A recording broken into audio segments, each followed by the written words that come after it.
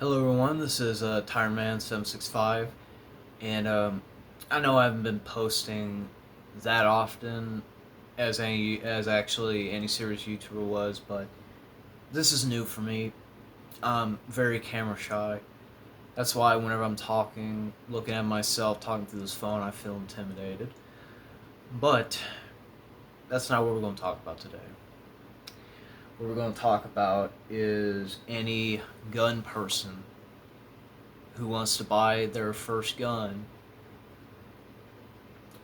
I would highly recommend 6 upgrades when you buy this gun, which is the Savage Axis bolt action rifle.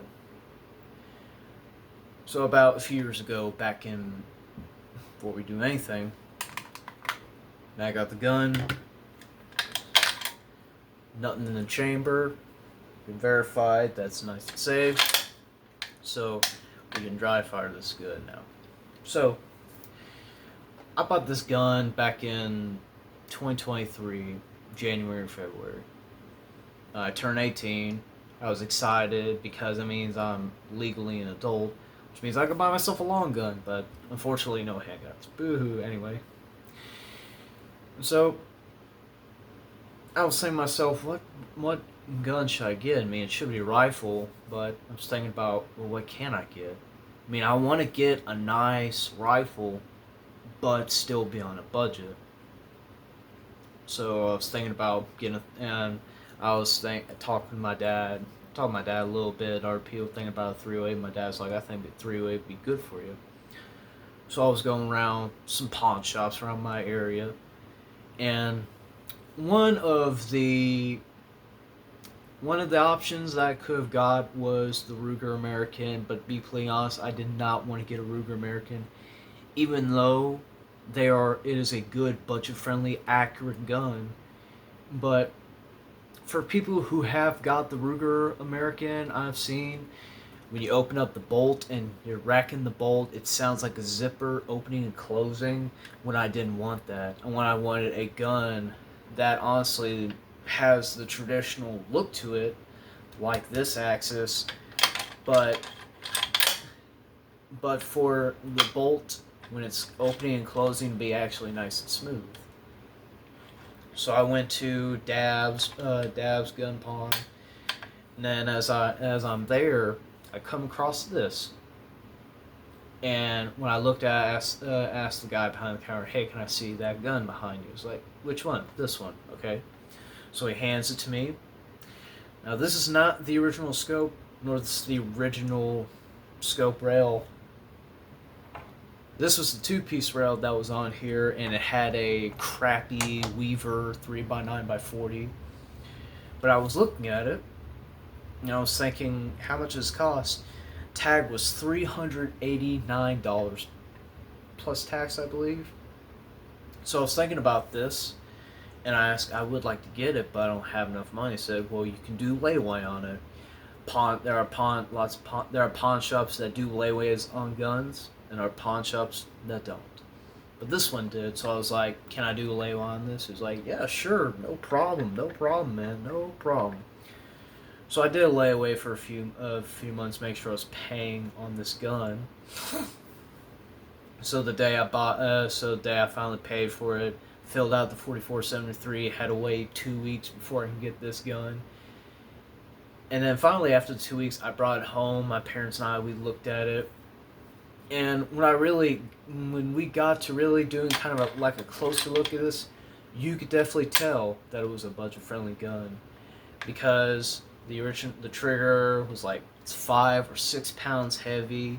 When you open the bolt, it was pretty hard and stiff, and then there's a catch right, if you can see it right here, because it's the way of the Savage rifles are designed, because there's that catch there. So the first upgrade that I would absolutely recommend for anybody is a stronger firing pin spring in this bolt. And there is a good reason why it says. I remember one day I was at the range, and we were shooting, and I was using this Winchester PowerPoint 150 grain rounds, and these were the rounds that I was trying to fire. Now, the reason why I say a stronger firing pin spring is that I load these rounds in, send the bolt home, close it, I'm aiming, and when I squeeze the trigger, nothing happened. And I waited for 30 to a full 60 seconds, and when I opened up the bolt, that's what the if it can even, you can see it better. I'm sorry about the video quality, but these primers have been hit, but they have not been hit that hard, because the original firing pin spring, which is actually somewhere, oh yeah, right here, that's the original firing pin spring, but the problem was it was not strong enough to actually send the bolt home, the firing pin home, because there are certain brands of ammo that actually use harder primers. Say, like, if you're shooting like FMJ and whatnot, there are brands that use softer primers, there are brands that use harder primers. And so I got the stronger firing pin spring because I wanted to ensure that any brand that I would ever shoot, if I have to, that it would all fire. But some ammo won't fire. There's always going to be that one dub. Not modern ammo shouldn't be like that, but older ammo would. Now, the second upgrade I would get is the Desh Bolt Lift Kit. Now, what the Desh Bolt Lift Kit is, inside the bolt of the axis there is 2 springs, and in between those 2 springs, is this ring right here. Sorry, something fell down. And all of these, the 2 springs and this ring in between, there's a whole bunch of grinding and friction, which is the reason why the bolt is actually hard to open. So what the Desh Bolt Lift Kit is basically, it's like Timken roll. In a way, it's like a small version of like Timken roller bearings. There's 3 rings, 2 outside ring. There's 2 outside rings in the middle ring. There's ball bearings on the inside. So you actually put the 2 rings on the outside and make sure it protects the ball bearings, so that way it limits the friction. But there are videos and shorts out there that actually show you how you're able to disassemble the bolt and actually put this Desh Bolt Lift Kit. And also there are disassembly bolts for the Savage Axis. That way, if you're able to clean, if you need to clean this gun, you're able to. And you'll be able to put the Desh Bolt Lift Kit and also put the new firing pin spring in. It'll be pretty self-explanatory. And so, the third thing that I got was the Vortex was a better scope. Sorry about that, let me write something down.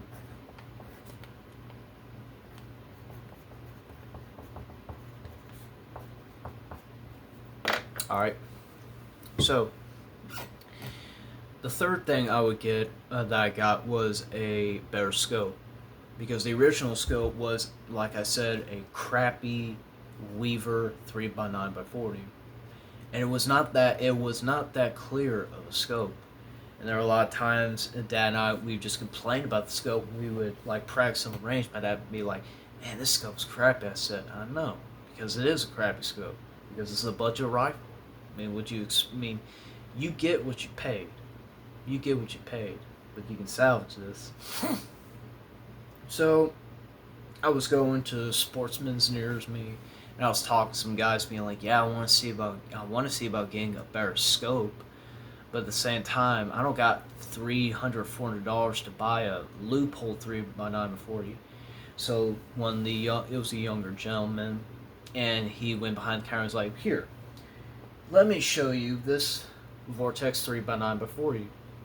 This was a $100 scope, and it comes with the rings, and it comes with the wrench tool, and on these rings actually shows you how much pounds you got to use to actually tighten this up." and the glass is actually very, very clear. And I like this scope is because you can actually just take these covers off. And on the Weaver 309x4, the original, you had to use a coin to actually twist the knob so that way you can actually sight in. But this, all I gotta do is just turn it with your fingers by just gripping it, by just gripping these turrets. And then once everything's sight in, you just tighten these caps on. It protects them and makes sure they don't get bumped. And I like the scope a lot. So I brought it home, and I tried see about getting the scope put on, but I couldn't because it comes down to these two scope rings. Because let me see about drawing this for you guys on a piece of paper. I know this is not going to be the most accurate thing most accurate thing that I could do, but it's something. Let's see about getting this for y'all.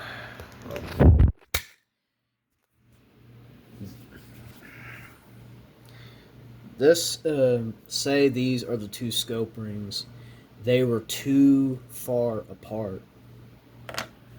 The original two scope rings were too far apart. The back one was right here, and the front one was right here. And you see how short and close these scope rings are. The way how this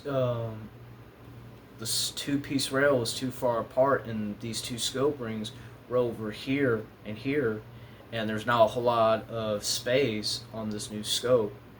And so the rings were touching this part of the scope and this part of the scope. So I was like, dang, man, that sucks. And so I was thinking, man, what can I do? So I went on eBay and I found a loophole one-piece rail scope for Savage Axis rifles. And so I was like, dang, that's pretty cool. So I got it. And on these two scope rails, sorry about my stupidity, retardedness, whatever. Anyway. So there were screws that was, stuck in these rails. And I tried using, the wrench, torque wrench, to take these out. But where the torque wrench, where that bit goes into those little sockets, they were getting rounded on the inside. So I actually had to take this gun to a gunsmith, Lee and Thomas Gunsmith in Hernando. I would highly recommend them. They are amazing.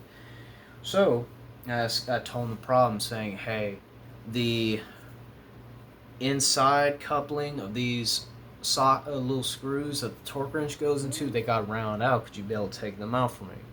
And the guy said, yeah, sure, I can do that. And I brought the one-piece rail with me and asked, could you be able to put this on this for me? He said, sure. So a week later, I came back. Everything was nice and tight. And because I actually brought the scope rail with me, it only cost me $40 to be able to get this done, because they did not have to buy the rail because I brought it with me. So I said thank you, paid dollars, and I left.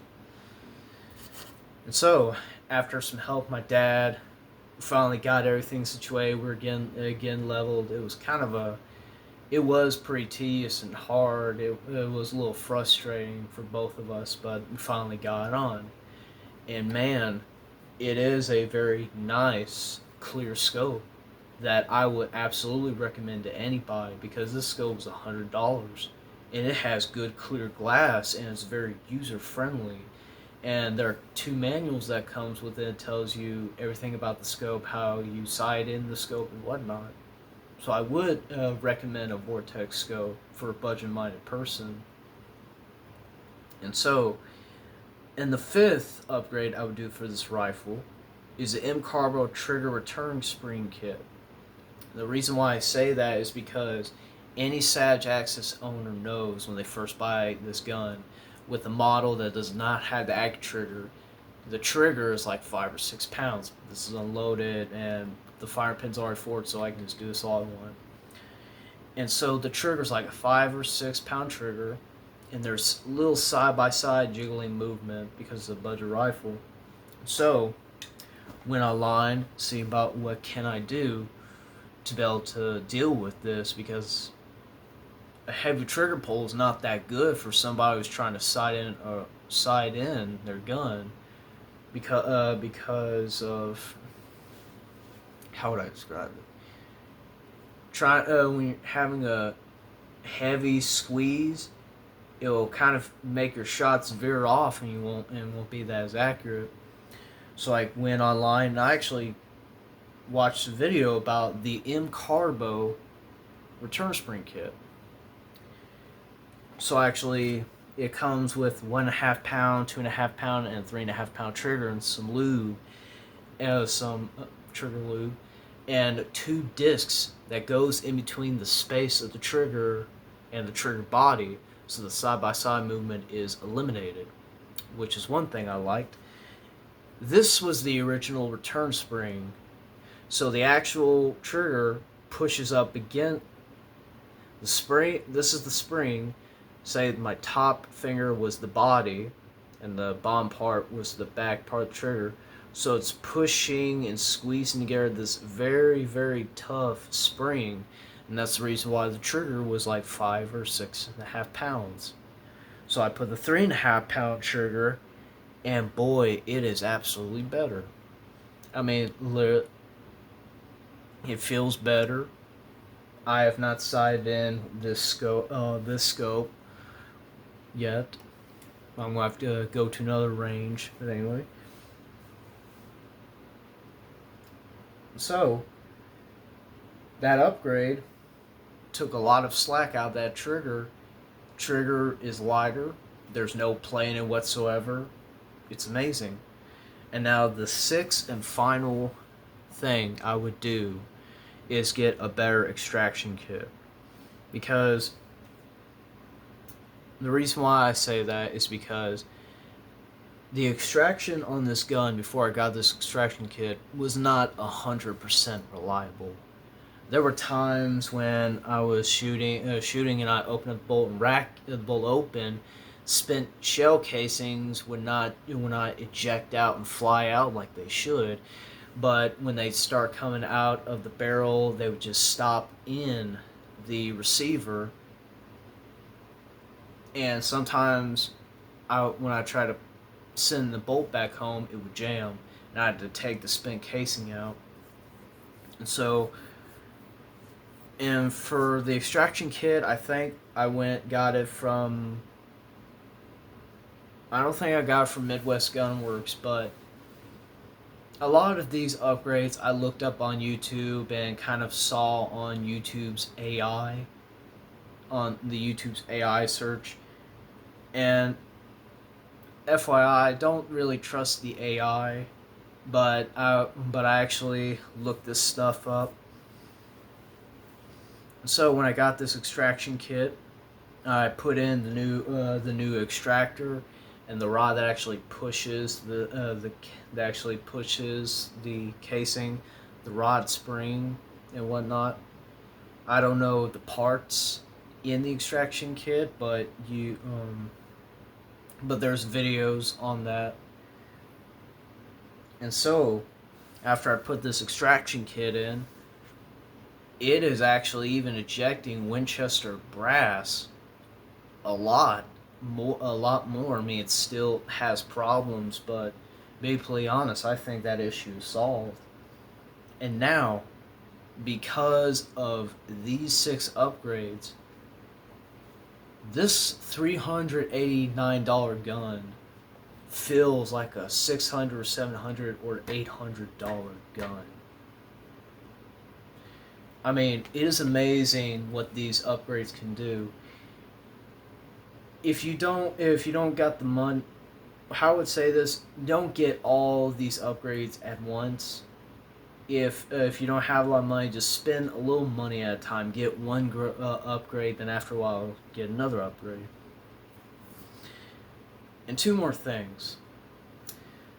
I put linseed oil in the stock, And the original fire and the original trigger guard was plastic, but I changed it out for a metal one because I like metal parts, metal and wood. I'm not much of a fan of plastic on my guns. I mean, there's still a little bit of plastic on this gun, but this is a good gun, and it is a accurate gun. And now because of the upgrades that I did, this gun is ready just to be sighted in. This will be a good deer slayer to put some meat in the freezer. This will also be a nice hog hunting gun. Coyote. I mean, I know three ways overkill coyote, but whatever. I can also use this for target shooting if I have to defend myself with this gun. Because of these upgrades, it has made this gun better than it was. Would I recommend a Savage Axis? Yes. But just be know that, I mean, any gun has its kinks, its quirks. No matter how well built, I mean, it's not perfect. I mean, it is a piece of machinery. It's not a toy, but it's a tool.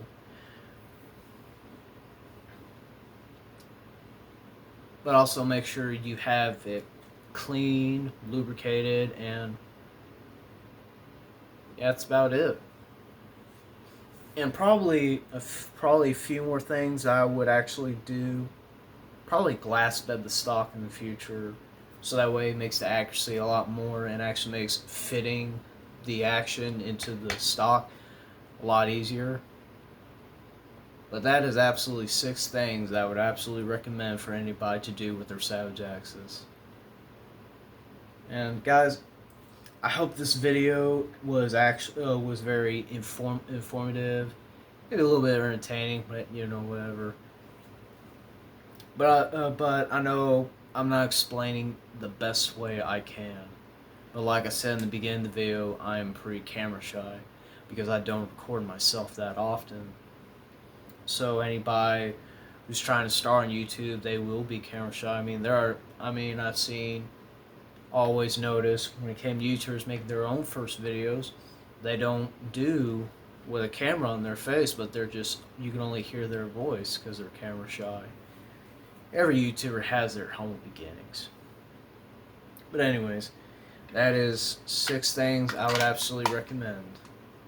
Hope you guys like, subscribe. If you want to comment anything, go right ahead. If you don't want to watch me, don't watch me. If you do want to watch me, I thank you. I hope you guys find this very informative. I hope you have a good rest of your day. Alright, bye-bye now.